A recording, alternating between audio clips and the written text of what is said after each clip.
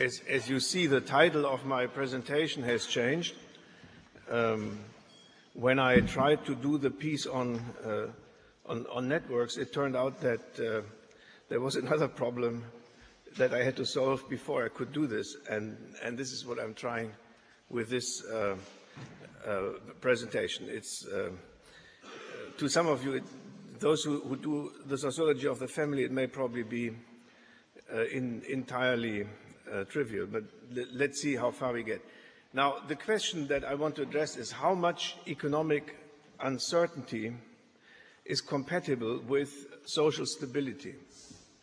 How much social stability is in turn required for economic uncertainty to be sustainable? These are, of course, no minor questions. They refer to the extent to which free markets must be contained or embedded to function and to be acceptable to human beings. Both markets, and in particular human beings, require stable social relations. Now, free or self-regulating markets, however, imply fluctuating relative prices. Relative prices, in turn, determine the life chances and the sustainability of the ways of life of those who produce or otherwise depend on traded commodities. This applies in particular to markets for labor, where relative prices of labor are allowed to fluctuate freely. Wage structures are continuously upset. Wages may shift rapidly or disappear. Skills may become unmarketable without notice, and individuals will be under constant pressure to adjust their lives and their concepts of worth and value to unpredictably changing external conditions, even though what they need most are societies that sustain stable identities and identifications, support reliable commitments and trust, and make possible long-term investments in lasting social bonds. This is why at least Polanyi saw labor as an essentially imperfect, fictive commodity, and markets as grinding satanic mills, destructive of the very sort of social relations without which he believed human beings were unable to live and markets unable to function. So far. Now, the organized capitalism of the 1950s and 1960s was an international response to the social devastations that were widely perceived at the time to have been caused by the unfettered operation of self-regulating markets in the 1920s and 1930s. The political economy of Fordism, or Keynesianism, as it came to be called, was deliberately designed to reconcile capitalism with social stability. It allowed for a newly settled way of life for the generations that had been through the Great Depression and the Second World War.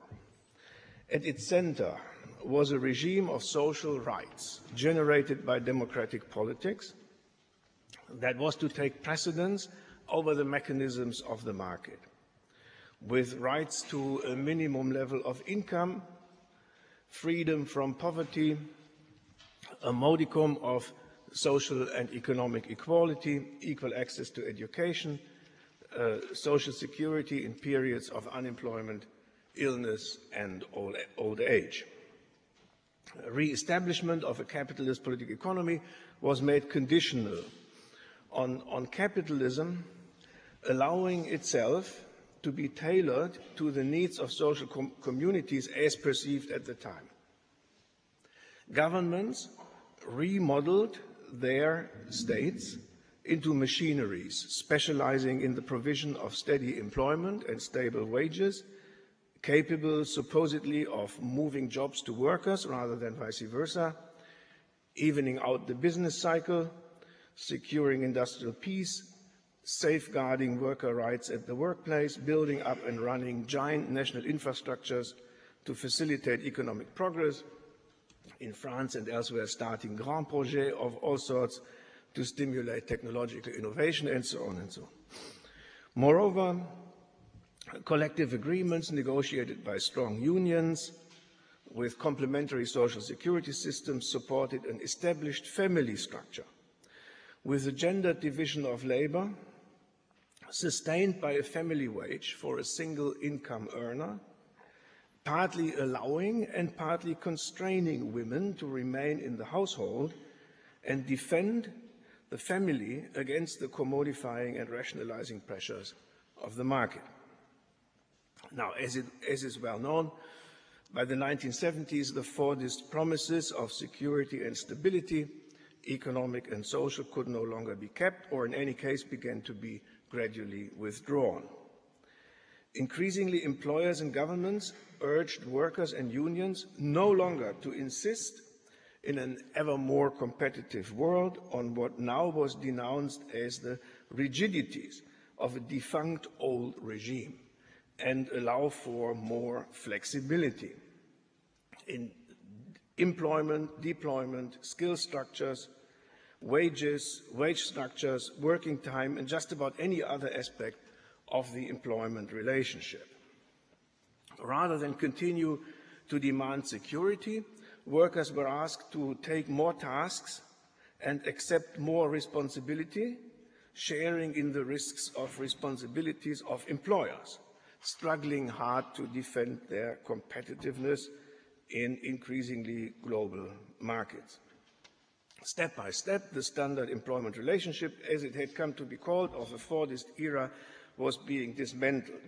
The process took and takes time, extending over more than 2 decades, and is not yet complete.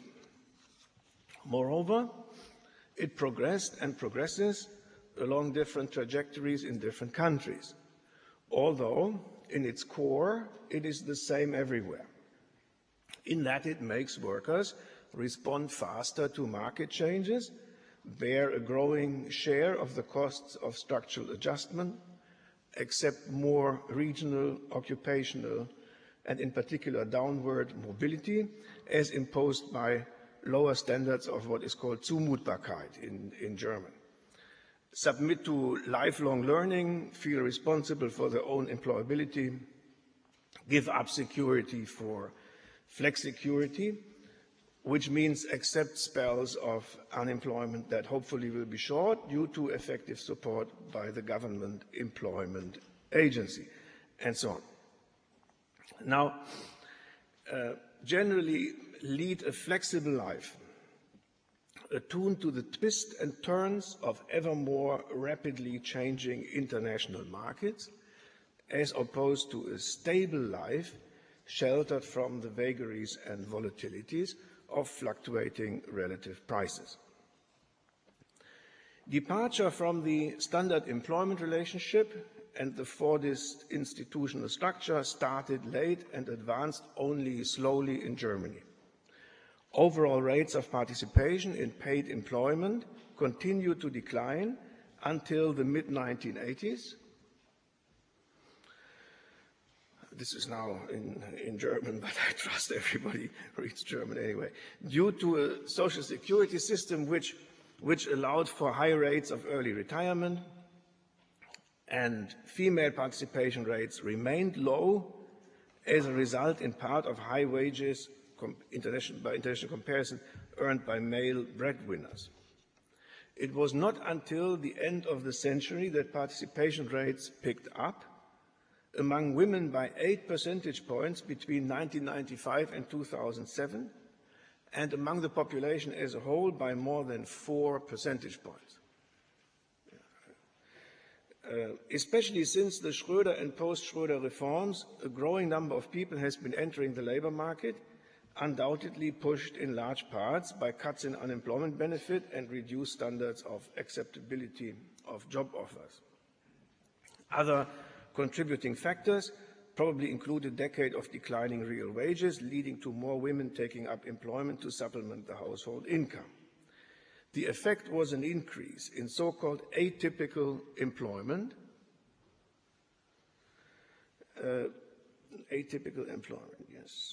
which includes both part-time employment and low-wage employment below the social security threshold, geringfügige Beschäftigung.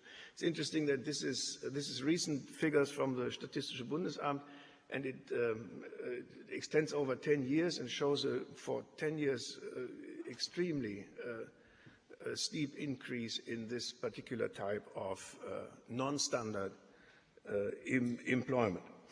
The share of atypical employment, mostly of women in total employment, grew during the 10 years from 1997 to 2007 by no less than 8 percentage points, from 17.5 to 25%. As female employment increased, average working time for women decreased faster than for men, as you can see if you inspect this table, again in particular after 1995. And average hours per employee declined sharply, confirming that female employment continues to be in large part atypical or casual employment. There are also strong indications that the stability of employment has significantly declined during the 1990s, especially among workers with low skills, although exact data are for all sorts of statistical reasons hard to come by. This trend should have been reinforced by the decrease in atypical employment in the middle of the present decade. Moreover, the percentage of labor market participants covered by Social Security declined by 10 percentage points in the 12 years from, I'll go back here. These are the sozialversicherungspflichtig Beschäftigte, which in percent of all Erwerbspersonen. This all goes to show how uncertainty in labor markets has increased, especially in the last decade. The slow but accelerating decomposition of the Fordist standard employment relationship and the growing flexibility of labor markets. I must say that the picture would be more dramatic if it was possible to extract from the data, let's say, the situation of people between 20 and 45 rather than the whole population, because obviously the cohorts older than 45 carry with them the remnants of the old institutions, whereas the volatility and the fluctuations are much larger in the younger cohorts. Obviously this increases risks and uncertainty for labor market participants.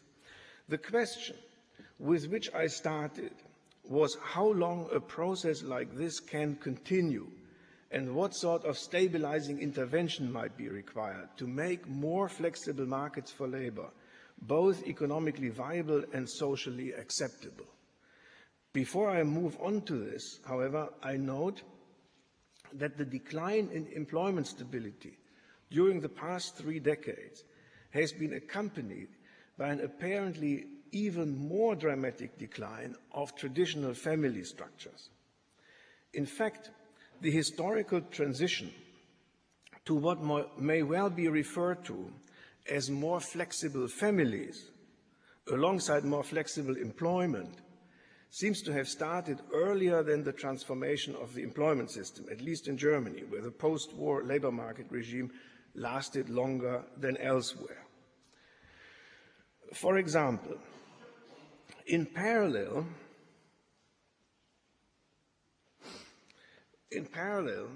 with growing labor market flexibility, the number of marriages per year, so marriage can be seen as a sort of lifelong employment if you want, declined almost continuously since 1970, when divorce rates doubled, both relative to the population and to existing marriages. Also, the relationship between new marriages and separations per year fell from almost 6 new marriages per divorce to less than 2 over 35 years. At the same time, the number of couples living together without being married, non-marital unions, increased by no less than a factor of 7.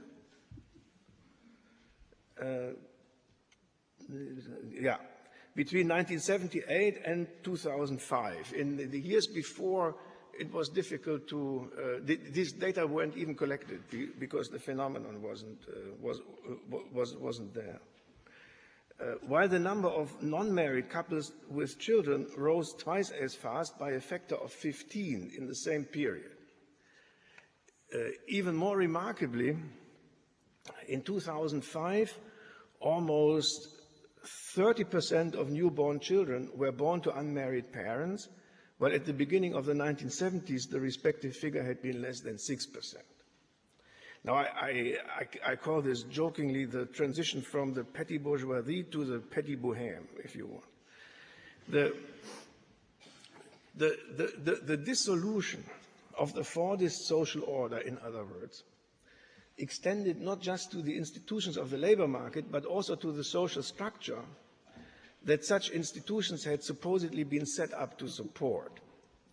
Whatever else the data on marriage, divorce, non-marital unions, and single and non-married parenthood may say, they indicate an emergent pattern of exchanges in personal and family life that is much looser and indeed much more flexible than the traditional pattern of the 1950s and 1960s. You can say uncertain exchanges not just in the labor market, but also in civil life. Overall, mutual commitments appear to have become weaker, or in any case less obligatory and less protected by formal institutions. You could say the same thing on employment relationships, if you want, with an increased possibility and, in fact, probability of exit, making them inherently less reliable. In other words, with the arrival of the post-Fordist family, the same uncertainty that is associated with flexible labor markets seems to have invaded people's personal lives, forcing individuals to live with much less economic and perhaps emotional security than in the more settled past.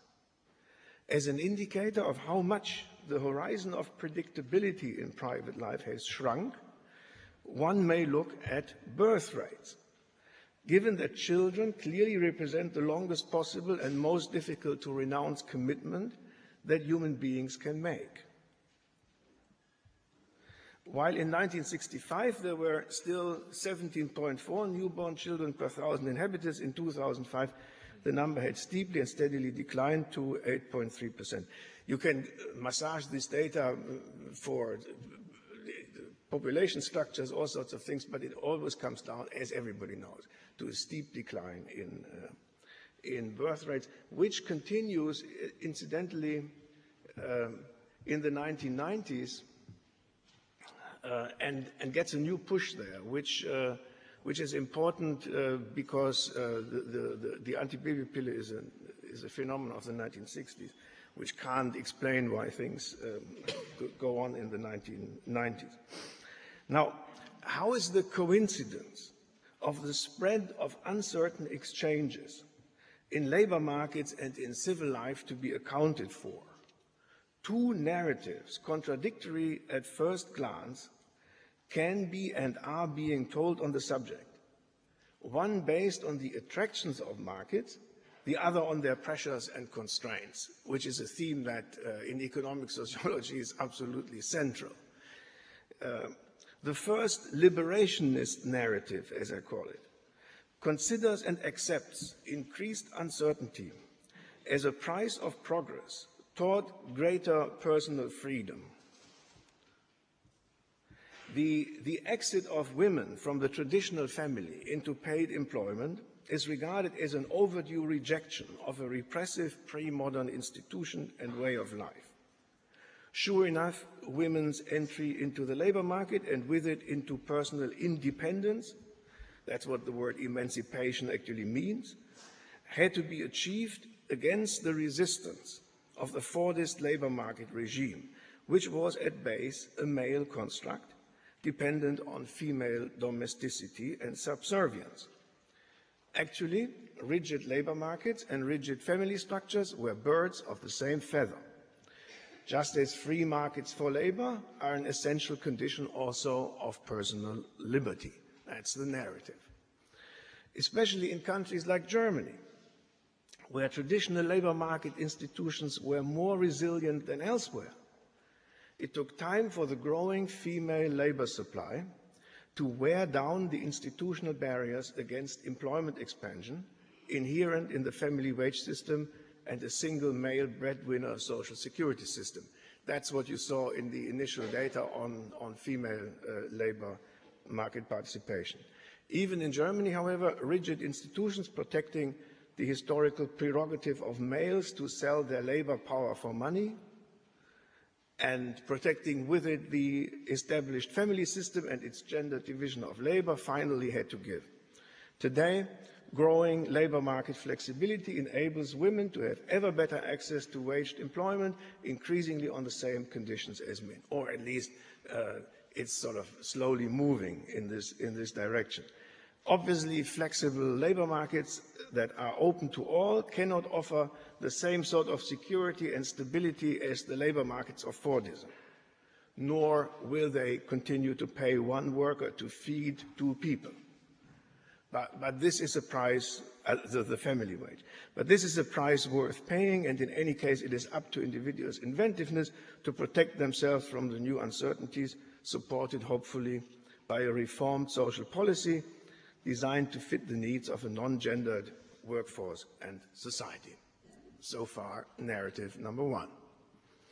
Compare this to the market pressure narrative, which goes roughly as follows. Beginning in the 1970s, stagnant real wages and rising unemployment compelled households to increase their supply of labor to the labor market so as to defend their accustomed standard of living. Eroding social protections against commodification of labor and declining efficacy of social rights caused by intensified competition in product markets and mounting political counteroffensive by employers exposed workers and their families to rising market uncertainties. As a result, they found themselves forced to supplement single-earner incomes by women taking up employment, part-time where it was available, as a second-best response to the economic problems caused by accelerating industrial restructuring.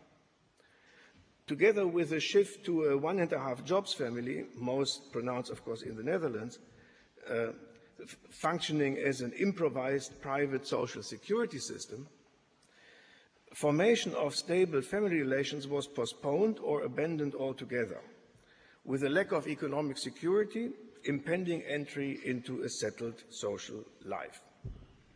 One result was and continues to be a growing number of single mothers living near the poverty line. Indeed, having children, especially more than one or two, became the single most important cause of poverty, of individuals as well as of families. Small wonder then that the overall birth rate continued to decline long after effective methods of birth control had first become available in the late 1960s. Later, at the end of the century, rising costs of social assistance forced reforms of the welfare state and the labor market regime to push the unemployed, including single mothers, back into employment. Improving market access for outsiders, in turn, required that institutional protections of insiders, in quotation marks, were disabled, at least partly, intensifying the spreading sense of uncertainty about the future. As opportunities of all sorts for all sorts of atypical flexible employment proliferated, so did the pressures on the standard employment relationship at the center of the employment regime. Unlike in the liberationist story, that is to say, where market participation clears the way to a desirable social life, in the economic pressure scenario, markets are imposed rather than sought, with market uncertainties undermining or in the first place preventing the formation of stable social commitments as the system of social rights invented in the post-war period to protect society from commodification gives way to market expansion. Of course, there are ways in which the two stories may be compatible. For example, while the liberationist narrative probably applies at the top end of the social spectrum, the market pressure account is likely to reflect conditions at the bottom. Obviously, to what extent people are able to live with or even enjoy the uncertainty of market exchanges differs by social class. What may be a welcome adventure for one, the exodus from the rigid Fordist family into flexible markets, may be an unpleasant economic necessity for the other. The better one is placed in the pyramid of stratification, the more skills and the more access to family and other connections one is likely to have on which to draw in making market opportunities out of market constraints. Indeed, in the experience of the middle class, human capital is a perfect substitute for social rights, which incidentally may be why reformers of the welfare state can expect to persuade the public that education can serve as a panacea to any discomfort brought by liberalization. Denmark is a wonderful case for this rhetoric. Another way in which the two narratives may be reconciled is if one takes the liberationist account to be an ideological representation of the structural constraints described by the market pressure account. Ideologies are a cultural superstructure that provides meaning and legitimacy to the structural conditions at the base of a social formation. While they reflect realities, they typically do so in euphoric, glorifying terms. Ideological glorification of the flexible life and of the freedom and opportunity that come with it may become culturally hegemonic if it manages to offer a credible and attractive idea of the real world or its potential future that appears plausible to the life experience of those who shape public discourse, either because they own the means of communication or because they command superior abilities to express themselves. Once having become hegemonic, ideological worldviews may turn into a socially obligatory way of perceiving the world and acting in it. Durkheim. That what began as market pressure may translate into a social duty to seek paid employment, first informal, later formally imposed by reforms of the welfare state, to seek paid employment and regard the outcomes of market transactions as by and large realistic reflections of different effort or human capital in compliance with a general cultural obligation, I think, to greet the inevitable with enthusiasm and respond to necessity in good spirit. Roughly in this way, the economic need for capitalist growth, as well as for the sustainability of the welfare state to expand the supply of labor, and that's absolutely essential. Every economist will tell you that you have to have more workers, seems to have met with an emergent cultural preparedness to live with ever more market uncertainty and make do with considerably less stable arrangements in social life. In fact, it seems that market expansion, liberalization, and recommodification of labor were accompanied and facilitated by a broad and astonishingly successful effort at popular re-education, a cultural revolution teaching people to accept flexibility and uncertainty as individual challenges, as opportunities not just for economic prosperity but also for personal growth, rather than regard them as violations of collectively achieved social rights. One can say that the battle, of course, is not yet over. Look at the Partei Die Linke in Germany, who still defends the traditional position that flexibility is not good and social rights rightfully protect from flexibility. In the process, it turned out that living with market uncertainties appears much more tolerable for people, or at least can be imposed on them with much less coercion than might have been expected only a few decades earlier. Obviously, the range of humanly feasible ways of life or lifestyles is a good deal broader than was believed in the middle of the 20th century. and the limits to marketization can be pushed back much further than conservative radicals like Polanyi would have thought. Certainly, Polanyi would have been surprised about the extent to which people in advanced capitalist societies proved willing or tolerated being economically and culturally compelled to get used to a social structure and an economic process as devoid of stability and as much exposed to contingent fluctuation as today. With hindsight, it seems extraordinary how emerging functional needs and cultural values developed in parallel, co-evolution, to give rise to an increasingly normatively obligatory pattern of social life in line with the requirements of an expanding market economy, and in particular of increased female labor market participation, a pattern that includes cultural and structural individualization, social approval of competitiveness, high regional and occupational mobility, deep penetration of work in the private sphere, stringent rationalization of family life to fit the needs of flexible work arrangements, growing time pressures, take the book of Juliet Shore on the overworked American, shrinking time horizons of social integration and identity formation, Richard Sennett's work would be pertinent here, and generally growing uncertainty and unpredictability of personal circumstances. Do I have 5 more minutes, Jens? Very good. Certainly, the newly emerging relationship between markets and social structures is not without tensions and contradictions, quite to the contrary. The culture of marketization has its own discontents, like any other culture. A minor example is the current conflict between an employment policy of activation, which includes a requirement for workers to travel long distances between their places of residence and of work, sometimes couples in different directions, and the abolishment of tax benefits for commuters, not computers, tax benefits for pendler. Yeah.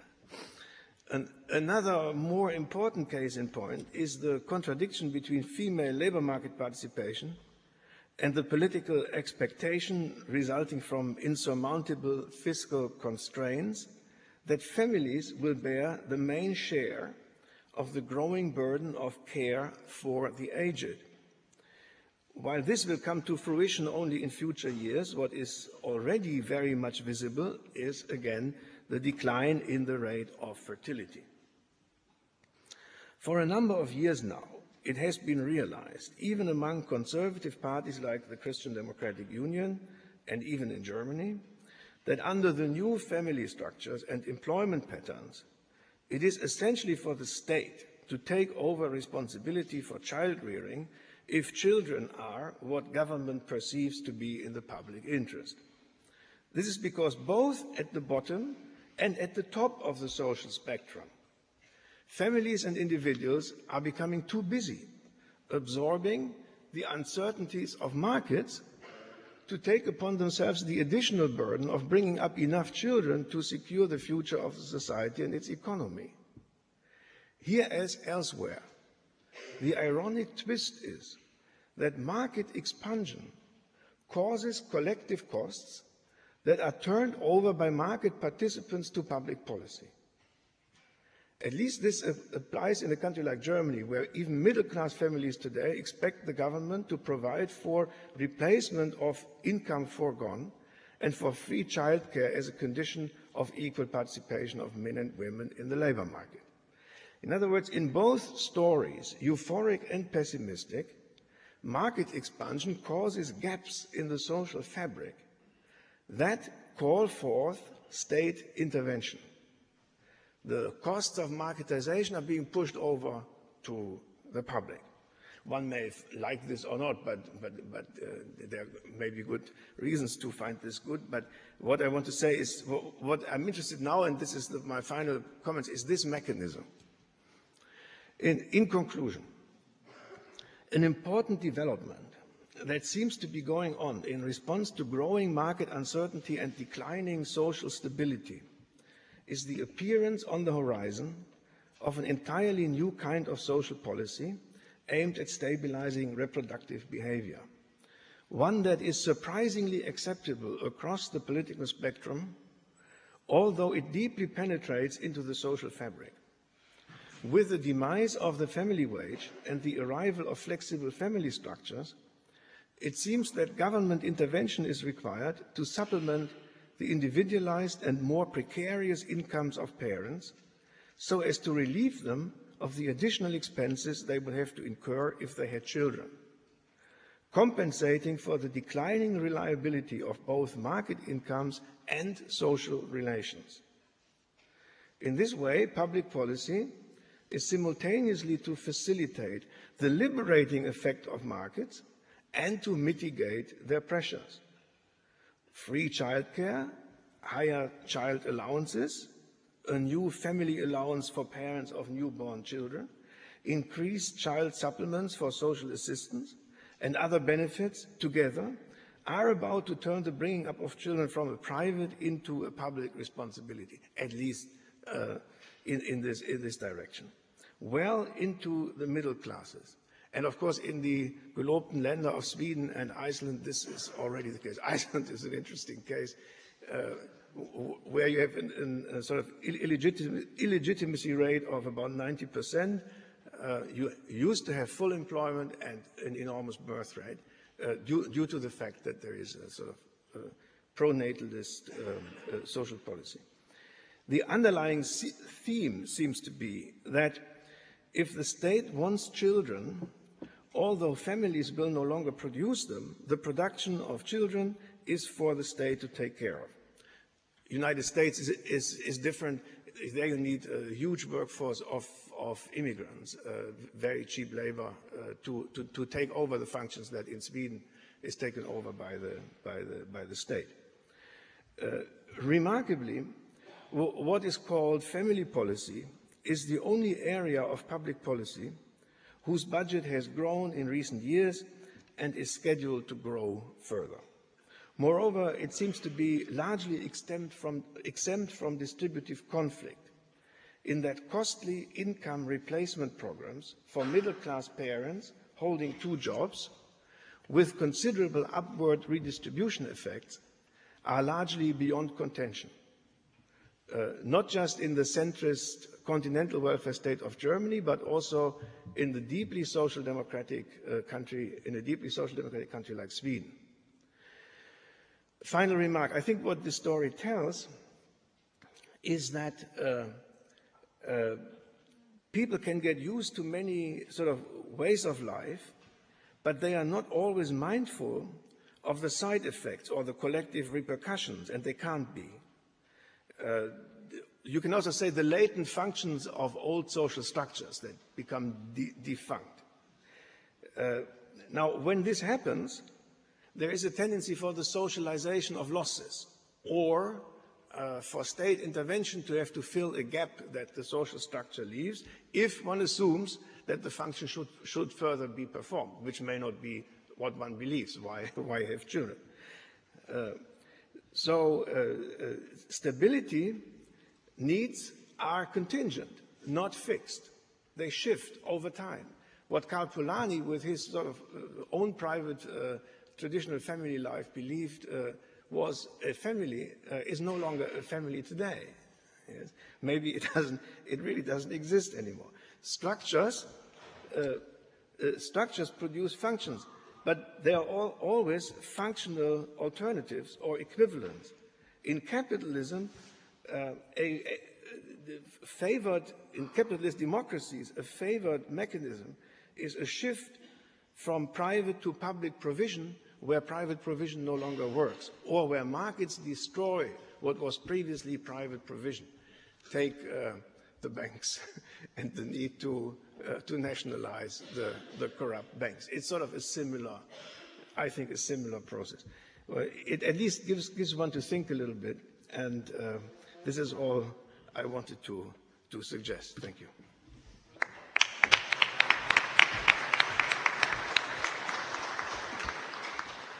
Okay, thank you very much, Wolfgang. We have now 25 minutes left, and I would like to use this time by starting 10 minutes to talk about the lecture just heard by Wolfgang Streeck. and then that we somehow get into a discussion on the whole panel and also give all panelists the opportunity for some closing remarks. I saw first person who wants to wait for the microphone. It's coming to you. Okay.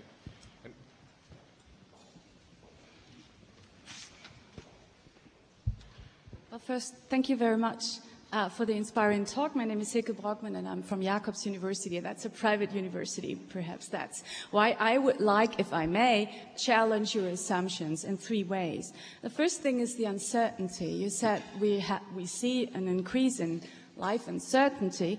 The question is always here, I think, the level of resolution. If you look in labor markets, there probably you have a lot of indication. If I look over the life course, I would say, well, depends, right? You have a relatively long lifespan in schools, and that's a highly predictable environment probably in, well, the family environment might be less predictable, but schools and educational regimes are probably highly predictable. And then you early exit from the labor market as well. And then concerning your health increases also, so your life expectancy is pretty sure. We have a decline in maternal mortality and child mortality. So across the lifespan, so that's another level of resolution, so to speak. We have an increase in uncertainty at the same time. So the question is it legitimate to have this diagnosis of our times? The second challenge would be, you said there are probably different equilibrium stages of stability and flexibility within the society. Could one also find perhaps, or, I mean, I'm a microsociologist, so I would look into behavior, and what I know is that people really distinguish between security and learning new things. And what people don't like is loss of control. And what you probably have when you compare these different classes or groups within the society, that the richer had always much more control, and therefore they were much more likely to. But if we really measure it in the same way, then probably we might also find a universal equilibrium stage. And finally, the fertility thing. As a mother of 2, I would say, but maybe there is even a rationale that people don't want to have children because on a global scale, we don't have a lack of children.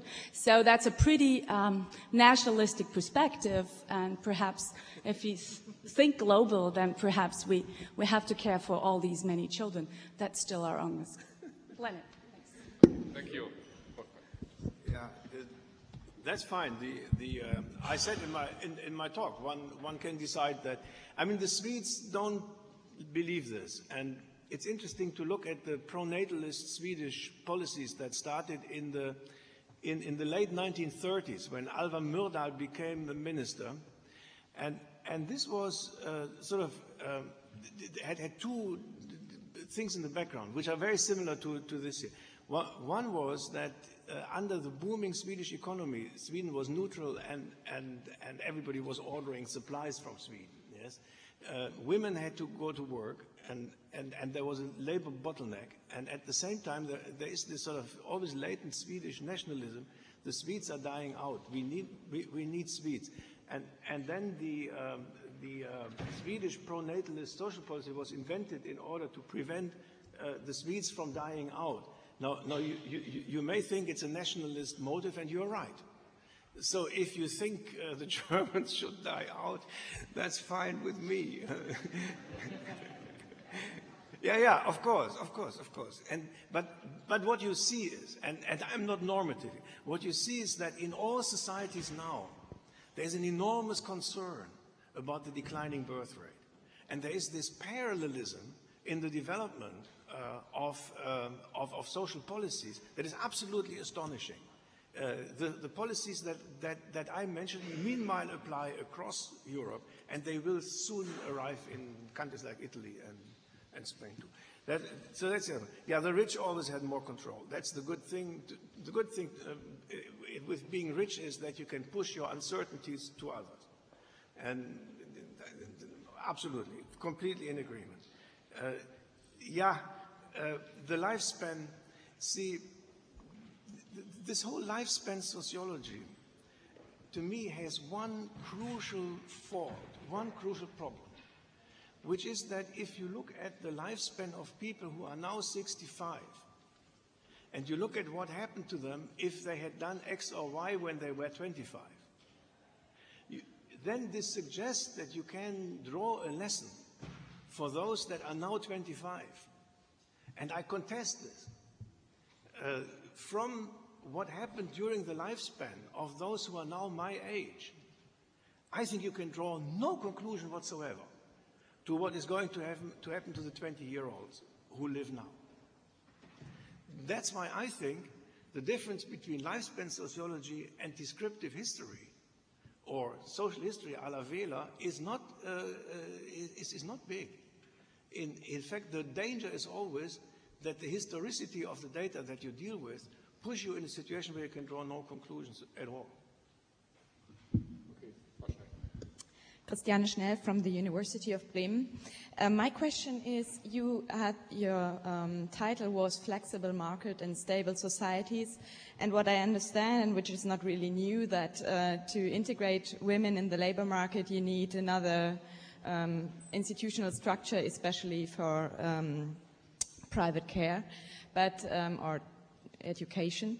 But what are the other policy tasks you have in your mind if you talk about adapting flexible markets to stable societies? No, all I was saying was that if you change a traditional social structure, then it is possible that in the direction of marketization, then it is possible that certain functions that this structure has performed can no longer be performed unless you do something reconstructive about it. And in this case, it clearly seems to me that if you tell the story in euphoric market attraction terms, or if you tell it in terms of market pressure, the conclusion is always the same. You look at the socialization of the reproduction of the population, if it can be achieved. And the care thing comes in 20 years. We don't have to deal with it now. In 20 years, it will be on the table. But what I also want to say is my argument is not functionalist, in the sense that I'm not saying, my favorite Hölderlin quote is, wo Gefahr ist, wächst das Rettende auch. Yeah? I don't think that this is true. It could be that the state doesn't have the means to perform that function. Now, in some countries it does, and in some countries it may not. So it may be that the Swedes, being used to pronatalist public policies, can do it, whereas we can't do it. Or the Italians can't do it. There's no sort of, if you say something is necessary, it doesn't mean it will inevitably happen. Yes. Arthur Bogner, formerly Bielefeld, now Berlin. I asked myself if this speech by Wolfgang Streeck is not very much subject to a criticism which could be summarized in the keyword methodological nationalism. I think I find it in a sense astonishing that such a speech is possible after 15 years of sociological debates about globalization. I mean, I only want to remind in this context of two aspects. One aspect is, if one quotes, for example, the book by Thomas Friedman, The World is Flat, I think one should remind oneself of the extreme fall in the price of communication, especially of instant communication, and thus in the transnationalization of intellectual labor and the markets for intellectual labor. The second point I want to make is that here I find again that the speech falls prey to the criticism of methodological nationalism. That is again with regard to the problem of the labor markets that are caused by the changing demographic structure of Western, especially West European societies. I think if you broaden the focus and from the policy regarding birth rates and family size and broaden it to broaden the lens and include the migration of labor force from outside the Western Europe, from outside the OECD world, then you also will get at fairly different results. Yeah, very briefly. Of course, birth rates. The birth rates I show all the births that take place in Germany, including birth of children of migrants. If you took just the German population, the decline would be even steeper. But because of nationalization law and immigration law, you can't keep the two populations neatly together. What we usually call Migrationshintergrund. You can't find this in the data. If you could, the decline would be even steeper. But you talk about methodological nationalism. No, I'm sorry, I can't accept that. The politics takes place nationally, and what I was talking about was how a changing social structure generates political demands. In this case, on the German state, on the Swedish state, on the British state, on the French state. And you don't have to like this, but policy is being made at a national level. And I'm not advocating anything. I'm just saying that if you see this sort of change, you will see this sort of pressure arise on political agencies. Could be the European Union, but unfortunately the European Union, or not, maybe fortunately, the European Union has no political mandate here. The question would be in how far more liberal immigration policy could be a functional equivalent. That's your question. Supporting birth rates. Sure. If the society is able to pay the costs, fine. I don't know. I'm not a specialist on this. What I hear is that our societies, all societies in Europe, are far too resistant to the level of immigration that would be required to reach a replacement rate. Okay, thank you. These were some questions with regard to Wolfgang Streeck's lecture, and now what I would like to use the last 12 minutes we have for is that I try to bring together a little bit what we have heard this morning, and then I would like to give the panelists a chance for a last brief statement and reflection upon what they have heard also by the other speakers. Now, what I think we have heard from all three speakers today is that we can understand uncertainty as a process of detraditionalization. This was clearly visible in all three talks, and what was also clearly visible in these talks was that this is a process with highly ambivalent consequences. So, on the one hand, we have Christoph Deutschmann, who makes clear that uncertainty and detraditionalization processes are a chief condition for the growth of capitalism and for the dynamics of capitalism. On the other hand, he speaks also of processes of lock-ins, and I mean, he hasn't mentioned it, but that's only in the consequence of it and very visible right now, situations of economic crises which come out of these developments. Now, Patrick was talking about new stability that is reached through new forms of bureaucracy which lead to new empowerment of the state under new circumstances. And this is also a very ambivalent process, as we have learned. Namely, on the one hand, it provides for more autonomy for institutions, in his case, but on the other hand, also for more control of these institutions. And then finally, Wolfgang Streeck is talking about the destabilization of the family and labor relations, which has negative consequences for those affected by it. But on the other hand, it is also clear that this can be interpreted within the context of liberalization and context of increasing freedom for parts of the population. Now, when I hear the speakers talk about what are the reasons, what is the background for these developments, then I hear basically two things, or arguments are based on two levels. One is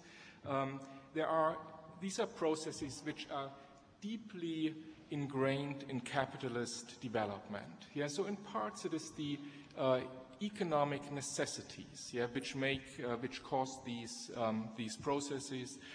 It is the role of money. It is new forms of profit accumulation.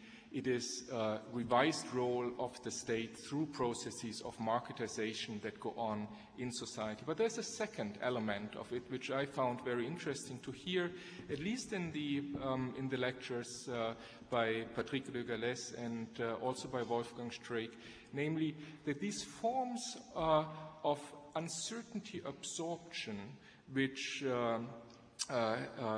we observe, that they are the result of a socialization process. Yeah? It is nothing that is just given, but actors learn this. They learn this in their dealings with the new forms of bureaucracy, and they learn it also by coping with the new realities from the labor market, for instance, as Wolfgang Streeck has argued. Now, with regard to the consequences of these processes, I also thought that there is a very striking correspondence between the three speakers. Namely, on the one hand, we learned, I think, from all three of them that there are, on the individual level, clearly processes of adaptation.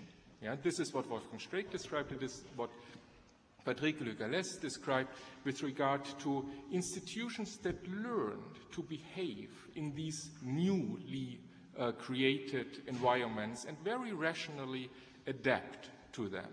And it is also what Christoph Deutschmann describes, namely the individual capitalist or the individual Schumpeterian entrepreneur is the one who adapts to the need for new combinations in a competitive environment. On the other hand, we find in all three presentations that there are, on the collective level, high collective costs. Namely, we heard from Wolfgang Streeck, the decline of the birth rate, the destabilization of family relations, which is a possible consequence of this.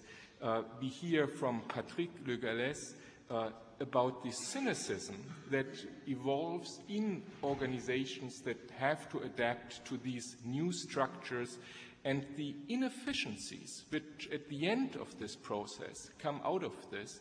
And of course, I mean, we see on the collective level, Christoph Deutschmann didn't mention it directly, but the collective costs of the individual adaptation to the conditions in the current crisis on the financial markets. Yeah, how individually rational action ended in systemic costs on the collective level. Yeah, so I think we have here from very different dimensions, very interesting and in many ways corresponding contradictory insights that we heard this morning. Now, I would like to give, in the order of the appearance of the speakers, you the opportunity for a very brief statement. We have 5 minutes left, and then we will close the session. Yes. Two very brief comments first to Patrick Le Gallès and then to Wolfgang Streeck. I really found this paper really stimulating. The focus have been the new control paradigms in public management. Of course, but I'm thinking over how to link your model, your interpretation with that of with mine, and it is possible to link the two models. My question, of course, would be how did these new paradigms of control come into existence? How were they generated? And here, I think, here is a missing link in your argument, that is the role of the consulting industry. I think the private consulting industry played a very important role in generating this new type of knowledge control system. And what we can observe is a shift of these ideas from the private consulting industry to the public sector. And these ideas have been implemented, as you have shown, have been implemented in the public sector. So this would be the way I would link your model with mine, with the generation of I have developed a model of generation of knowledge, of organizational knowledge, and the role. Secondly, Wolfgang, this was really an impressive panorama of the and a comprehensive panorama on the social changes with regard to stability and flexibility during the last 30 years. Nevertheless, some problems which are related to the conceptual foundation are open to me. I wonder, I have problems with this dichotomy of flexibility versus stability. My point rather would be the minimum, the institutional minimum of any capitalist system are property rights. Property rights must be guaranteed for the economic actors, and also for workers, for those who actually don't have any property. And this is the function of the welfare state. And yes, and this, what does this mean with the question of the guarantee of property rights, these changes which you described with regard to the guarantee of property rights to the workers? Mm-hmm. Okay, Patrick. Yeah, thank you for all these interesting comments. A few points briefly. Number one, yes, you're right. What we describe are more flexible markets, more flexible societies, and in some ways, more flexible states. So the problem is how to make the links between those different elements. And I think you're right, but we tend to argue and show that new forms of state organization started, I remember Renata Main's old work on governance issues, beyond the current change of capitalism, and also the family changes started before the economic crisis as well. So to make the link is not so obvious historically. But at the same time, we tend to argue that the current developments of economic conditions may have then some long-term effect on the two other elements. So I think the sequence and the dynamics of joint interaction, I think all three, we tend not to give economic determinism here, but to take very seriously this particular economic element and trying to see some of the links and the discussion of Wolfgang on the economy, or Christopher, I think points to that sort of model we try to move on. Second point, very briefly, so yes, we also try to bring this uncertainty, absorption, shock that you describe. And of course, one of the difficulty is what you pointed out, the collective cost of all this, which is very easy, but we point in different ways, the gaps, the collective problems, the long-term effect. And the second point, which is related to that, is that we're a bit lost on what is the collective, and that some of the questions asked earlier on. And what is quite striking to me is the extent to which we see some reorganization of political social order in some sectors or at some level, and then a completely ignorance of what is going on in some other sectors or some other level. And this issue of what is the collective here remains quite a problem. And that's also why we're a bit lost on what does it mean integration, or how we combine those different elements. I think it's quite, for me, very, very striking. And the last point on the consulting industry, you're absolutely right. Of course, we could combine this thing through that point of view. But I would not exaggerate it in the sense of private influencing the public. In many ways, it's a joint process. It's again Weber again, and we see also some public sector adaptation influencing the private sector as well. So we see, in a way, the blurring of the private and public, and that's many people have made that point in the past. And that's what is interesting, is also how forms of piloting and steering coming from the public sector are also reorganizing and trying to provide some basis for some private firms. Thank you. Yeah, I'm probably guilty of trying to make it simple. So, Christoph, the essentialist discussion of what the welfare state is, I didn't want to engage in. I just wanted to look at something that I see. And yeah, property rights are also important, but reproduction may also not be unimportant. And as far as Patrick is concerned, I'd be willing to give another lecture of 45 minutes on the question of what is the unit of aggregation for politics. They can't do everything at once. That's impossible. But I'd like to say something, Patrick, on your paper, which I think is really absolutely enlightening. The amendment that Christoph made on with respect to where do these new techniques come from, I think is very important.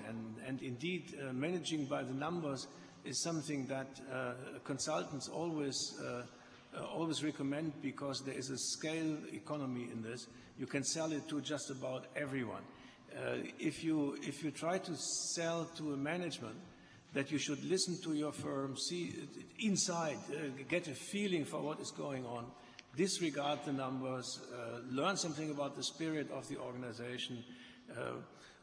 Everybody knows this anyway. You can't sell it to anyone. That's so in terms of making a profit, you actually easily end up managing by the numbers.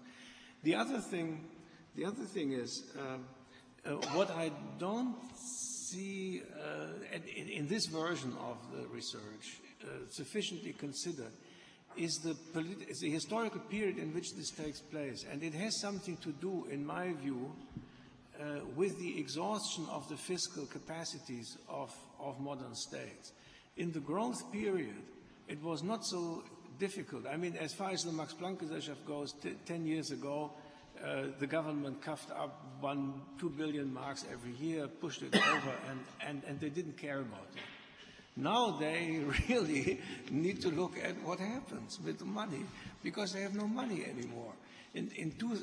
My favorite figure is in 2006, the German national debt had reached a level, and in fact the French is very similar. The figures are astonishingly similar.